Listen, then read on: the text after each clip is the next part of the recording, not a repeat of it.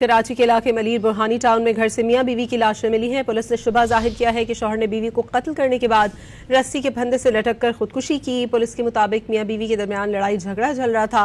मजीद details लेंगे don news के नुमाइंदे मोहम्मद बिलाल खान से। जी बिलाल, बताइएगा।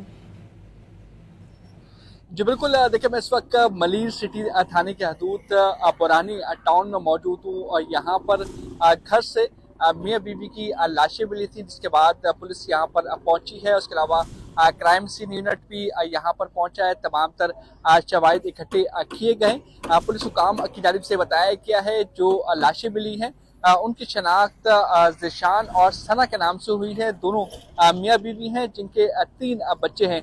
वक़्त के हवाले से ये बताया जाता है कि जो ज़िशान था उसने अपनी बीवी का गला घोट कर कत्ल किया। उसके बाद 2 दफ़ा पहली मंजिल से कूद कर खुदकुशी करने की कोशिश की, लेकिन उसमें महफूज रहा। जिसके बाद उसने मौजूद घर में बच्चों को पैसे दिए और ये कहा कि घर से बाहर जाओ और अपने लिए चीज़ लेकर आओ।